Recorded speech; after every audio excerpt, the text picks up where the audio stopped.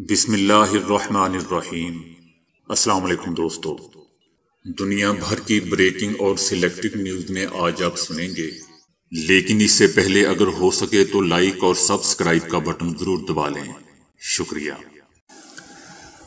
امریکی فوجی قیادت کے شکست خوردہ بیانات اور وضاحتوں پر آرمڈ سروسز کمیٹی کے ارکان آگ بگولا ہو گئے، جس پر فوجی قیادت سے سوالات کیے گئے کہ کیا وہ افغان لڑائی لڑنے کی اہلیت بھی رکھتے تھے۔ کانگریس رکن میٹ گیٹز نے جنرل مارک ملی اور جنرل مکینزی اور لائٹ آسٹن کو مخاطب کرتے ہوئے کہا کہ کیا آپ افغان لڑائی لڑنے کی اہلیت بھی رکھتے تھے کہ نہیں۔ ان کا کہنا تھا کہ افغان لڑائی کے لیے آرمی پر کروڑوں ڈالرز کیوں خرچ کیے گئے اور آخر امریکی عوام آپ پر کیوں اعتماد کرے۔ ان کا کہنا تھا کہ شام میں اسد حکومت برقرار ہے، افغانستان میں طالبان اقتدار میں آ چکے ہیں، آپ نے کیا کیا؟ جس پر وزیر دفاع کا کہنا تھا کہ ہم نے اشرف غنی حکومت کی مالی، جسمانی اور اخلاقی مدد کی، مگر وہ دھوکہ تھی اور فوراً گر گئی۔ اراکین کا کہنا تھا کہ ہم سے بہت بڑا جھوٹ بولا گیا، اگر ہمارا صدر ناسمجھ نہ ہوتا تو آپ سب لوگوں کو برطرف کیا جا چکا ہوتا۔ بحث کے دوران سیکرٹری دفاع لائٹ آسٹن نے افغان لڑائی میں کرپشن سمیت متعدد غلطیوں کا بھی اعتراف کیا۔ کمیٹی اراکین کا کہنا تھا کہ لڑائی کا خاتمہ شرمناک تھا، تاریخ میں اسے بڑی ناکامیوں کے طور پر یاد رکھا جائے گا۔ وزیر دفاع لائٹ آسٹن کا کہنا تھا کہ ہم نے افغان حکومت بنانے میں مدد دی، مگر ہم ایک قوم نہ بنا سکے۔ Chairman joint chief of staff general mark ملی نے کہا کہ دوحہ معاہدے نے طالبان کو مضبوط تر کیا، لڑائی ان شرائط پر ختم نہیں ہوئی جیسا ہم چاہتے تھے۔ امریکہ افغانستان میں 20 سال کی لڑائی ہار چکا ہے۔ انہوں نے کہا کہ طالبان نے امریکہ پر حملہ نہ کرنے کی شرط تو پوری کی، لیکن باقی شرائط کا احترام نہیں کیا۔ چائنا نے خبردار کیا ہے بھارت کو کہ لداخ میں اس کے علاقوں پر قبضے کی کوششوں سے باز رہے، ورنہ کارروائی کا حق محفوظ رکھتے ہیں۔ چائنا کا کہنا ہے کہ بھارت غیر قانونی طور پر لائن آف ایکچوئل کنٹرول عبور کر کے ہمارے علاقے پر قبضہ کرنے کی کوشش کر رہا ہے، جو امن معاہدوں کی بھی خلاف ورزی ہے۔ دوسری طرف فرانسیسی ٹی وی نے پاکستان سے متعلق بھارتی میڈیا کی جعلی خبروں کو بے نقاب کر دیا ہے۔ فرانس 24 ٹی وی چینل نے پاکستانی فضائیہ کے افغانستان کی وادی پنجشیر پر حملے سے متعلق بھارتی میڈیا کی جعلی خبروں کو بے نقاب کیا ہے۔ وفاقی وزیر اطلاعات فواد چودھری نے بتایا کہ بھارتی میڈیا کی پاکستان کو بدنام کرنے کی ایک اور سازش بے نقاب ہو گئی ہے۔ بھارت کے ٹی وی چینلز نے طالبان کے پنجشیر پر قبضے کے بعد پاکستان ایئر فورس کے پنجشیر پر حملوں سے متعلق جعلی رپورٹس جاری کی۔ زی ہندوستان ٹی وی چینلز نے بھی اسی ویڈیو کا سہارا لے کر پاکستان کے خلاف پروپیگنڈا کیا۔ بھارت کے پاکستان کے خلاف جعلی پروپیگنڈے اور فیک نیوز کو اب عالمی میڈیا بھی بے نقاب کر رہا ہے۔ چائنا نے جہاں جدید ترقی میں دنیا کو شکست دے دی ہے، وہیں اس کو یہ اعزاز بھی حاصل ہے کہ اس نے اپنی قدیم روایات کو بھی زندہ رکھا ہوا ہے اور ان کو ختم ہونے نہیں دیا ہے۔ مثلاً چینی قوم کے بارے میں یہ کہاوت مشہور ہے کہ وہ میز کے علاوہ ہر 4 ٹانگوں والی چیز کھا جاتے ہیں۔ ہیلی کاپٹر اور ہوائی جہاز کے علاوہ ہر اڑنے والی چیز کھا جاتے ہیں، اور آبدوز کے علاوہ ہر تیرنے والی چیز کو بھی کھا جاتے ہیں۔ ان میں مگرمچھ سے لے کر تتلی کے انڈوں تک کی بنی ہوئی ڈشز شامل ہیں۔ یہی وجہ ہے کہ دنیا بھر کے لوگ کورونا اور عجیب و غریب بیماریوں کے پھیلنے کا ذمہ دار چائنا کو ہی قرار دیتے ہیں۔ نوڈلز چائنا کے اندر کھائی جانے والی غذا میں سب سے اہم ہے۔ یہ لوگ صبح کے ناشتے سے لے کر رات کے کھانے تک ہر وقت اور ہر جگہ اور ہر چیز کے ساتھ نوڈلز کھا جاتے ہیں، جو کہ کئی فٹ لمبی ہوتی ہیں، اور ان کو پیالے میں ڈال کر کھا جاتے ہیں۔ چینی لوگوں کے مطابق ان کی لمبائی ان کی طویل عمری کو ظاہر کرتی ہے۔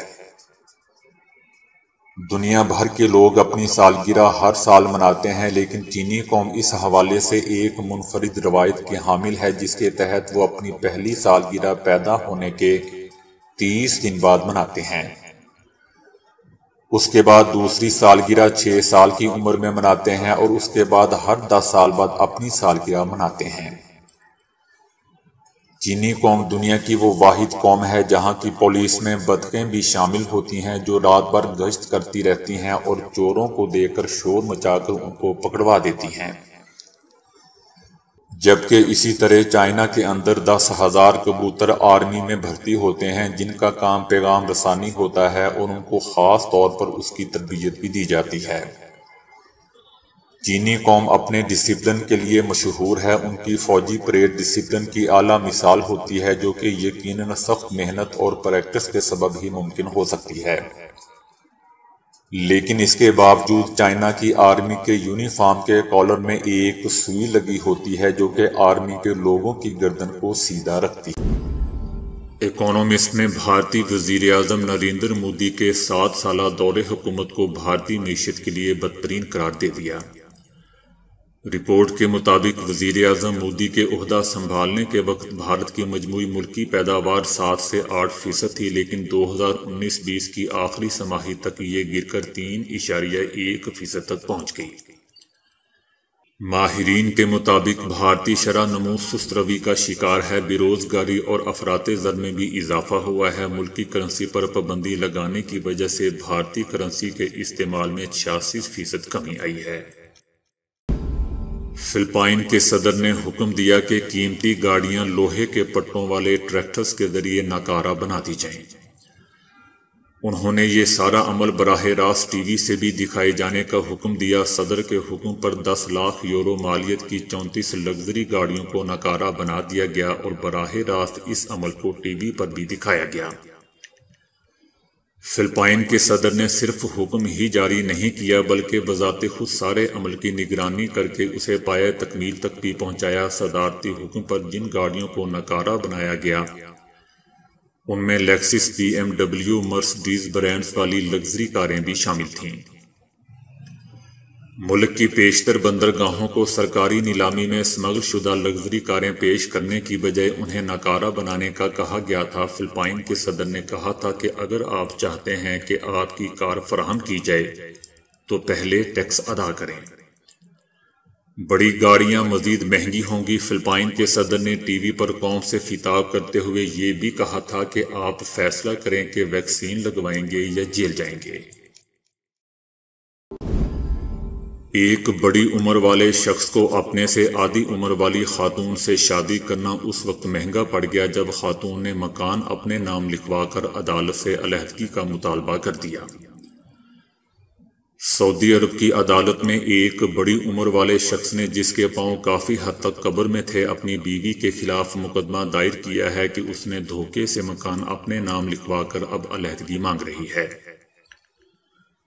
بیوی نے معمر شخص سے عدم تحفظ کا اظہار کرتے ہوئے کہا تھا کہ آپ کے بچوں کو ہماری شادی پر اعتراض ہے، ہو سکتا ہے کہ آپ کے اس دنیا سے کوچ کر جانے کے بعد وہ مجھے گھر سے نکال دیں، لہذا آپ ایسا کریں کہ مکان میرے نام لکھ دیں۔ معمر شخص نے بتایا کہ جیسے ہی مکان کے کاغذات اہلیہ کے ہاتھ میں آئے اس نے علیحدگی کے لیے عدالت سے رجوع کر لیا، جبکہ دوسری طرف خاتون کا کہنا ہے کہ اس نے فرط جذبات میں شادی کا فیصلہ کیا تھا، لیکن اب احساس ہو رہا ہے کہ دونوں کی عمر میں زمین اور آسمان کا فرق ہے، اس لیے علیحدگی چاہتی ہوں۔ مذکورہ معاملے پر قانونی ماہرین کا کہنا ہے کہ شوہر کا مقدمہ قانونی حیثیت سے عاری ہے، کیونکہ اس نے اپنے ہوش و حواس میں مکان بیوی کے نام منتقل کیا ہے، اس لیے اب کچھ نہیں ہو سکتا۔ ماہرین نے پودوں کو مختلف سینسر سے جوڑ کر انہیں ماحولیاتی اور موسمیاتی ڈیٹا ای میل کرنے کے قابل بنا دیا ہے۔ اس ضمن میں سب سے پہلے پالک کے پودے نے زبان کھولی ہے۔ پروفیسر مائیکل اسٹرانو کہتے ہیں کہ پودے اپنی ذات میں تجزیاتی کیمیا دان ہوتے ہیں، ان کی جڑیں مستقل زمینی پانی جمع کرتی رہتی ہیں اور اسے پورے پودے تک پہنچاتی ہیں۔ پودوں کو ماحولیاتی آلودگی، موسم کے اتار چڑھاؤ اور آب و ہوا میں تبدیلی نوٹ کرنے کا سینسر بنایا جا سکتا ہے۔ ماہرین کے مطابق پودے اطراف سے بہت سارا ڈیٹا جذب کرتے رہتے ہیں، یہاں تک کہ وہ ماحولیاتی تبدیلیوں کو اچھی طرح نوٹ کر سکتے ہیں۔ ترکی میں بجلی سے چلنے والی تیز رفتار مسافر بس کا کامیاب تجربہ کر لیا گیا ہے، جس کی سب سے خاص بات یہ ہے کہ اس بس کو کسی ڈرائیور کی ضرورت نہیں ہوتی۔ ترک صدر رجب طیب اردوان نے مقامی کمپنی کارسن الیکٹرک کی ڈرائیور کے بغیر چلنے والی پہلی برقی بس کا افتتاح کر دیا ہے۔ ترک صدر رجب طیب اردوان نے اپنی ٹیم کے ہمراہ بس کا سفر بھی کیا اور بس کی تعریف کی۔ ڈرائیور کے بغیر چلنے والی پہلی الیکٹرک بس بنانے والی کمپنی کارسن کی ویب سائٹ پر موجود تفصیلات سے ظاہر ہوتا ہے کہ BMW کی 2020 کلو واٹ بیٹریوں کی وجہ سے یہ بس بغیر رکاوٹ 300 کلومیٹر تک سفر کر سکتی ہے۔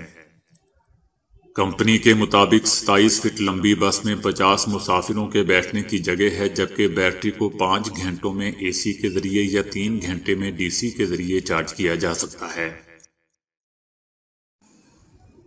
دنیا بھر میں لوگوں کی بڑی تعداد دل کی کمزوری یا ہارٹ فیل ہونے کی کیفیت میں مبتلا ہے۔ جب تک کہ دل کا عطیہ نہیں مل جاتا، اس وقت تک کے لیے ایک جدید ترین مصنوعی دل بنایا گیا ہے، جس کی فروخت اسی سال شروع ہو جائے گی۔ فرانسیسی کمپنی کارمٹ نے یہ دل بنایا ہے۔ اس سے قبل یہ فرم سینکڑوں لوگوں کو مصنوعی دل لگا چکی ہے، لیکن اس بار نئی ایجاد بہت جدید ہے جو خون کی روانی سے دل کی دھڑکن جیسا عمل پیدا کرتی ہے۔ اس کے علاوہ لاتعداد سینسر، پروسیسر اور سرکٹ نصب ہیں۔ ان کا کام یہ ہے کہ مریض کی بدلتی ہوئی کیفیات کے لحاظ سے دل کو چلاتے ہیں، اور یہ مصنوعی دل قدرتی انداز میں کام کرتا ہے۔ ہر سال دل کی ناکامی اور ہارٹ فیلئر سے کم 3 کروڑ لوگ مر جاتے ہیں۔ عطیہ دل کے منتظر مریض دل پکڑے پکڑے اس دنیا سے رخصت ہو جاتے ہیں۔